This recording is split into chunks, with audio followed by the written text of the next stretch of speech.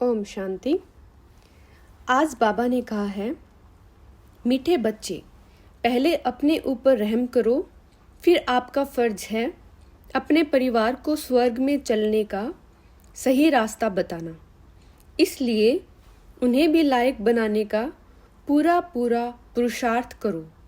प्रश्न है, तुम किस रेस के आधार से शिवालय के मालिक बन जाएंगे? उत्तर है, फॉलो फादर मदर। सिर्फ एक जन्म पवित्रता की प्रतिज्ञा करो, नरक से दिल हटा दो। शिव बाबा तुम्हारे लिए शिवालय स्थापन कर रहे हैं, जहां तुम चैतन्य में राज्य करेंगे। धंधाधोरी करते बाप और स्वर्ग को याद करने से राजाई का तिलक मिल जाएगा, अर्थात शिवालय के मालिक बन जाएंगे। गीत है, तुम ही हो माता पिता। ओम शांति। कुछ न कुछ कहना पड़ता है। ओम शांति या शिवाय नमः, परमात्माय नमः कहते हैं ना। ओम शांति हम कहते हैं, यह है अपना और बाप का परिचय देना। वह महिमा भक्त लोग करते हैं, तवमेव माता च पिता तवमेव। तुम तो बच्चे हो जिसकी महिमा भक्त लोग भक्ति मार्ग में करते हैं।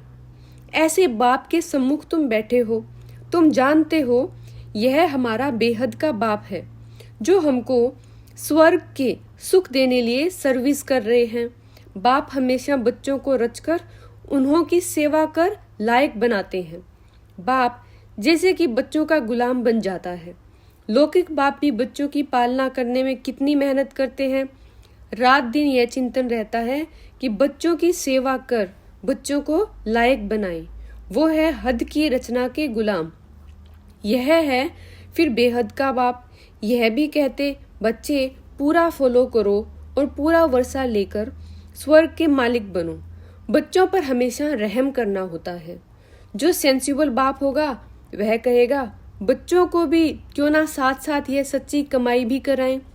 लौकिक बच्चों की स्थूल पालना तो आधा कल्प से करते हैं। बच्चों की पालना कर बड़ा बनाया, लायक बनाया, बच्चों के लिए विल किया, बस शरीर छोड़ा, जाकर दूसरा जन्म लेंगे। वह हुआ हद का बाप। यह है फिर बेहद का बाप। वह हद का ब्रह्मा है, रचना रच फिर उनका गुलाम बनते हैं। बहुत मेहनत करनी पड़ती है। कहाँ बच्चे कुसंग में खराब ना हो जाएं, परंतु वह हो गया अल्पकाल का सुख। उन्हें यह पता नहीं बच्चा सपूत निकलेगा या कपूत। कई ऐसे कपूत निकलते जो एकदम खाना खराब कर देते हैं। बाप की मिल्कियत को एकदम उड़ाकर चट कर देते हैं, इसलिए बड़ी संभाल करनी पड़ती है। बेहद के बाप को कितना फुरना रहता है। कहते हैं, तुम भी वर्षा लो और रचना को भी वर्षा दो, परंतु फिर भी कपूत बच्चे होती है, बाप का कहना नहीं मानते। बाप कहते पढ़ाई करो तो पढ़ते नहीं, पवित्र बनते नहीं। कोई मुश्किल में, कोटों में कोई और कोई में भी कोई आज्ञाकारी निकलते हैं, और यहाँ तो श्रीमत मिलती है। गीत में सुना है कि ऊंचे ते ऊंचा है शिव बाबा, सबका सदगति दाता, सबको शांति धाम सुख धाम में ले जाने वाला। तो ऐसे बाप की श्रीमत पर जरूर चलना चाहिए। समझते भी हैं, माता पिता से ही 21 जन्मों के लिए सुख घनेरे मिलते हैं, परंतु ऐसी श्रीमत पर कोई मुश्किल चलता है, बहुत ऊंचा वर्षा मिलता है। बाप कहते हैं, मैं तुम बच्चों के लिए हथेली पर बहिशत लाया हूँ। जब श्रीमत पर चलो तब लायक बनो। कदम कदम पर मत लेनी है। मत पर नहीं चलते तो उच्च पद पा ना सके। स्वर्ग में लक्ष्मी नारायण का राज्य था, यह किसी को पता नहीं।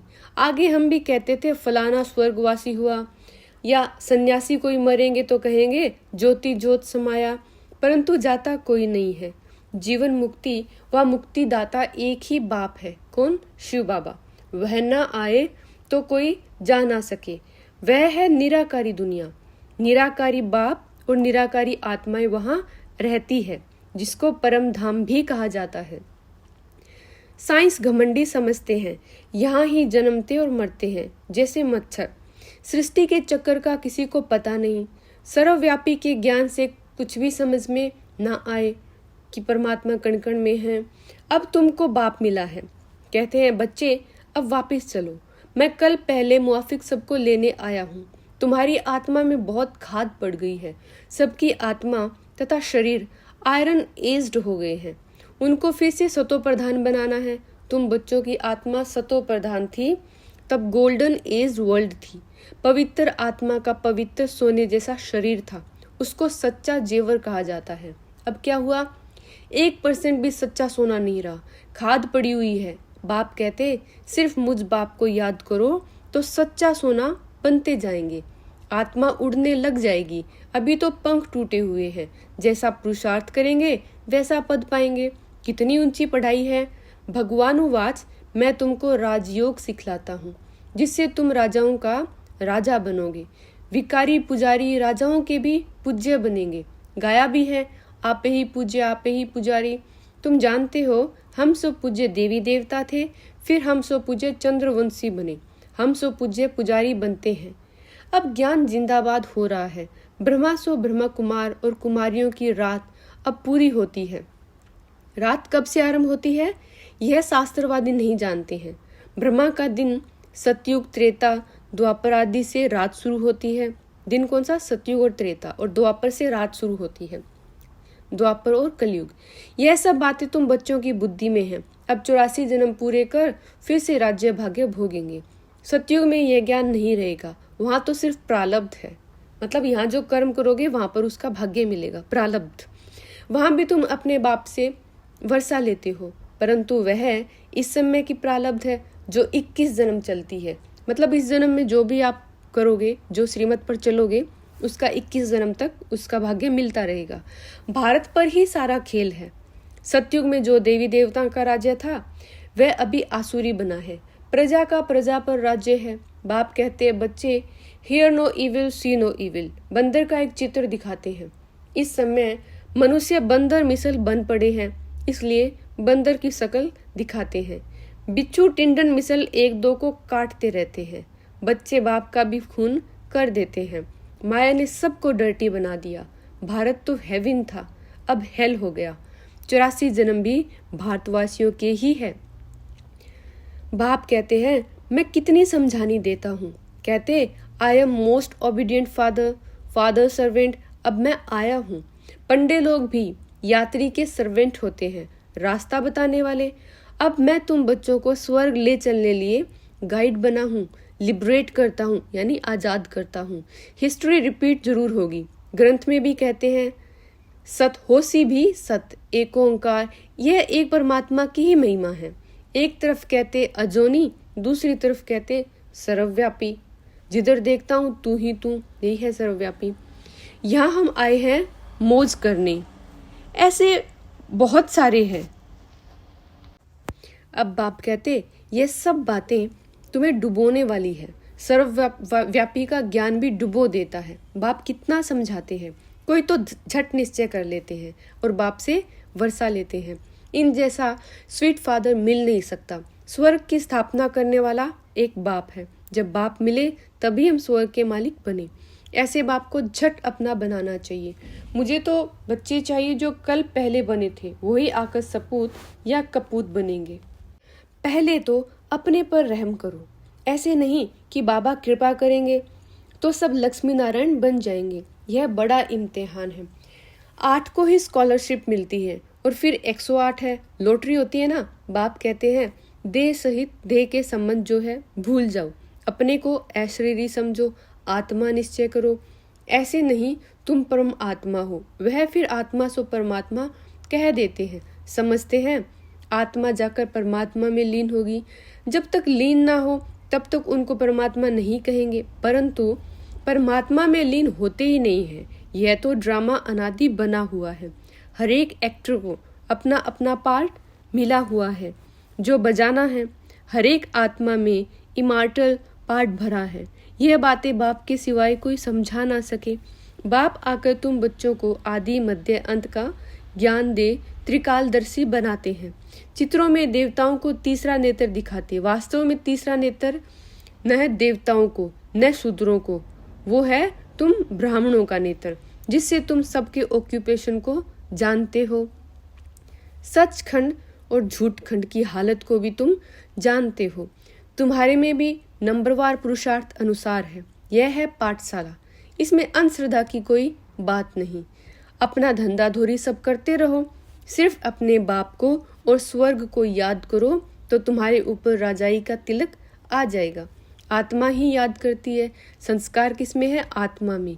आत्मा से ही बात करते हैं, मैं तुम्हारा बाप हूँ, कल पहले भी तुमने वर्षा लिया था, सूर्यवंशी राज्य किया, फिर चंद्रवंशी में गए।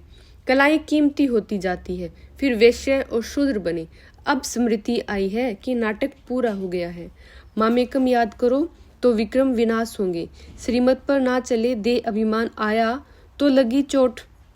फिर बृहस्पति की दशा बदलकर राहु का ग्रहण बैठ जाता है। बाप कहते हैं उच्च पद पाना है तो रेस करो, अभी उच्च पद पाएंगे तो कल्प कल्प पाते रहेंगे। सिर्फ एक जन्म के लिए पवित्रता की प्रतिज्ञा करो तो 21 जन्म स्वर्ग के मालिक बनेंगे।